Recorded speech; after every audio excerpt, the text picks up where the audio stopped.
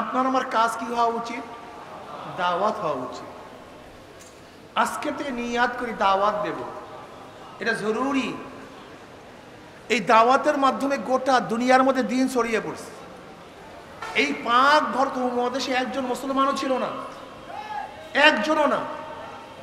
এই পাক ভারত উপমহাদেশে মাইনুদ্দিন চিশতি রহমতুল্লাহ আলাইহি প্রথম কালেমার দাওয়াত নিয়ে আসছেন। শুধু তার একার মাধ্যমে প্রায় 1 কোটি গায়রে মুসলিম ইসলাম ধর্ম গ্রহণ করেছেন। আপনি কি জানেন এই জনপথে হাজারো আল্লাহওয়ালারা, হাজারো পীর বুজুর্গরা দাওয়াত দিয়ে মানুষকে দিনদার নেককার বানিয়েছেন। আজকে প্রত্যেক জায়গায় দেখবেন তাদের কবর। শাহজালাল ইয়ামানি রহমতুল্লাহ আলাইহি, শাহ বরান রহমতুল্লাহ আলাইহি, শাহ মাখদুম রহমতুল্লাহ আলাইহি, এরা কারা? এরা সবাই দায়ী। আর মনে রাখতে হবে, জনাব মুহাম্মদ রাসূলুল্লাহ সাল্লাল্লাহু আলাইহি ওয়াসাল্লামের সাথে যেই দায়ীর যত বেশি মিল থাকবে তার দাওয়াতে তত বেশি ফায়দা হবে। দিনকে আপনারা আধুনিক বানায় ফেলাইছেন। দেখবেন যেই দলের যে প্রধান, যদি সেই দলের প্রধানের কাছে তার অনুসারীরা মাথায় ফুক নিতে যায়, আমরা কি বলবো? কি করতেছে, এটা কেমন কথা? অথচ নবী আলাইহিস সালাত ওয়াস সাহাবারা নবী আলাইহিস সালাত ওয়াস সালামের কাছে মাথায় ফুক নেওয়ার জন্য গেছেন কি যান নাই? তার মানে আজকে যদি কেউ কারোর মাথায় আমার মাথায় ফুক দেয়, মাথা মাসায় করে, কি বলবে? এটা আধুনিক না, বরং এইটাই সুন্নাত। এটা আধুনিক না, কিন্তু এটা সুন্নাত। কিন্তু এটা আমরা ভুলে গেছি। নবী আলাইহিস সালাতু ওয়াস সালামের কাছে তার সাহাবারা কিভাবে বসতেন? আদব সহকারে বসতেন। দেখবেন মাশায়েখের সামনে এখন তার অনুসারীরা আদব সহকারে বসেন। মাশায়েখদের সামনে নবী আলাইহিস সালাতু সাহাবারা যেরকম মাথা নিচু করে বসতেন, উচ্চ আওয়াজে কথা বলতেন না, এখনো দেখবেন হক্কানি পীর বুজুর্গর কাছে এইভাবেই তারা বসেন। নবী আলাইহিস সালাতু ওয়াস সালামের কাছে তার অনুসারীরা দোয়া নিতেন।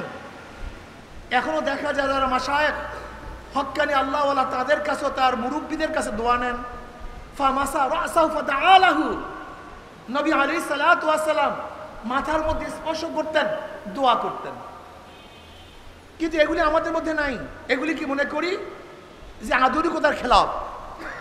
নবী আলাইহিস সালাতু ওয়াস সালামের দরবারে এমন কিছু লোক ছিল যাদের মাথা ছিল এলোমেলো, যাদের পোশাকগুলি ছিল জীর্ণ শীর্ণ, যাদের চেহারার মধ্যে রং ছিল না, ঢং ছিল না।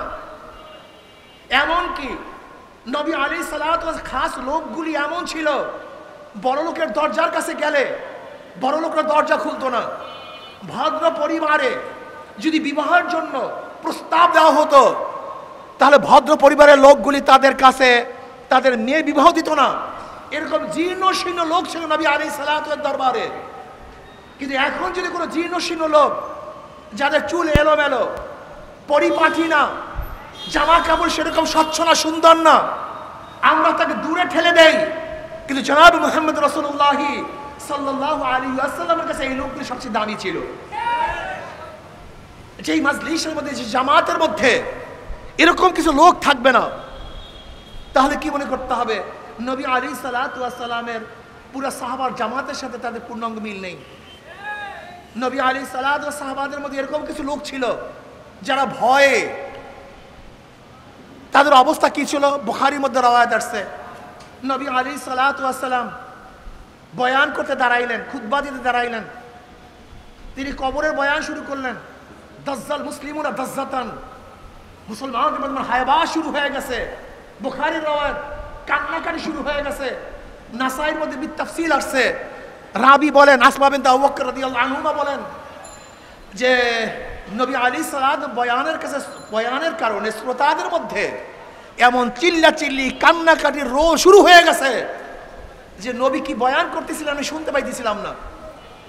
যখন নবী আলাইহিস সালাম বয়ান শেষ, কান্নাকাটি শেষ হয়ে গেছে, রাবি বলেন আমি কাছের এক ব্যক্তিকে প্রশ্ন করছি, নবী আলাইহিস সালাতু এমন কি বয়ান করেছিলেন যে বয়ানের কারণে মজলিসের মধ্যে এই অবস্থা সৃষ্টি হয়েছে, তখন সেই কাছে থাকা ব্যক্তি বললেন, নবী আলাইহিস সালাতু বলেছেন অচিরি কবরের মধ্যে দজ্জালের ফিতনার মধ্যে ফতনাশীর সম্মুখীন হতে হবে। শুধু এতটুকু বয়ান শোনার সাথে সাথে পুরা মজলিসের মধ্যে চিল্লাচিল্লি কান্নাকাটি রোল পড়ে গেছে। আজকে দেখা যায় কোনো মজলিসের মধ্যে যদি কান্নাকাটি চিল্লাচিল্লি হয়, এটা আধুনিকতার খেলাফ। হ্যাঁ, আধুনিকতার খেলাফ, কিন্তু এইটাই নবীর জামাতের কাছাকাছি। নবী আলাইহিস সালাম জামাতের মধ্যে ভুরি ভুরি হাদিসের মধ্যে আসছে, নবী আলাইহিস সালাতু ওয়াস সালাম যখন বয়ান করছেন কানতে কানতে কানতে কান্না রো শুরু হয়ে গেছে। এখন দেখা যায় আমাদের অনেক মজলিসের মধ্যে কান্না আসে না।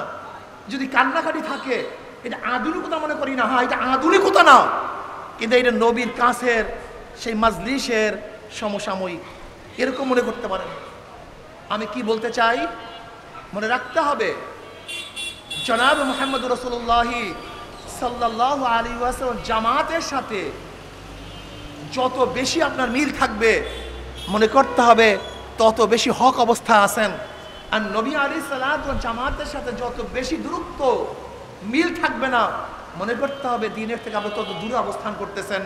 আল্লাহ আমাদের সবাইকে আজীবন নবী আলাইহিস সালাতু ওয়াসাল্লাম মজলিসের রূপে আমাদের মজলিসগুলোকেও সুসজ্জিত করার তৌফিক আল্লাহ আমাদের সবাইকে দান করেন। আমা আলাইনা ইল্লাল বালাগ। আসসালামু আলাইকুম ওয়া রাহমাতুল্লাহি ওয়া বারাকাতুহু।